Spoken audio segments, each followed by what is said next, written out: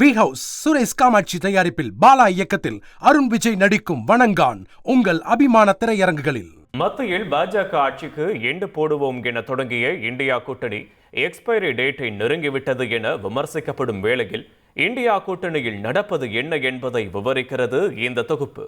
2024 நாடாளுமன்ற தேர்தலை நோக்கி நாடு நகர்ந்த வேளையில் 2023 ஜூலையில் உருவானது இந்தியா கூட்டணி.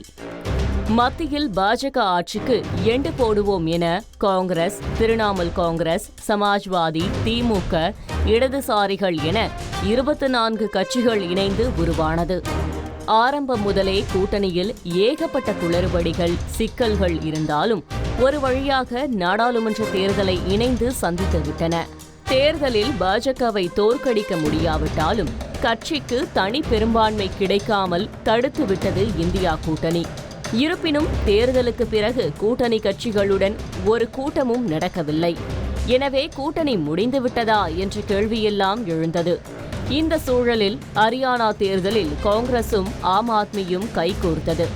ஆனால் வேலைக்காகவில்லை. பாஜக ஆட்சியை தக்க வைத்துக் கொண்டது. மகாராஷ்டிராவிலும் காங்கிரஸ் தலைமையிலான கூட்டணி வெற்றியை வசமாக்கவில்லை. இந்தியா கூட்டணிக்கு மம்தா தலைமை ஏற்க வேண்டும் என்ற பேச்செல்லாம் ஓடியது.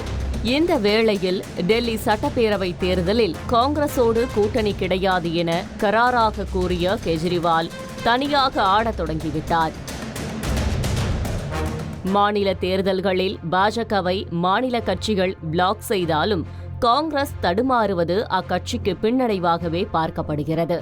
இதன் தொடர்ச்சியாக டெல்லியில் எங்க ஆதரவு ஆம் ஆத்மிக்கு தான் என இந்தியா கூட்டணியில் உள்ள சமாஜ்வாடி, சிவசேனா, திரிணாமுல் காங்கிரஸ் அறிவித்துவிட்டன.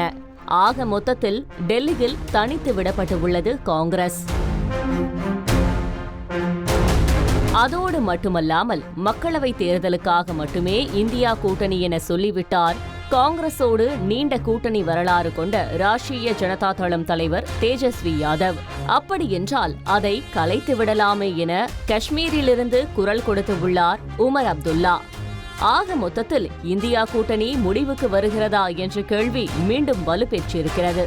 காங்கிரஸ் கட்சி தரப்பிலும் இந்தியா கூட்டணி நாடாளுமன்ற தேர்தலுக்காக தான், மாநில சட்டப்பேரவை தேர்தலுக்கு அல்ல என்ற கருத்தும் தெரிவிக்கப்பட்டுவிட்டது.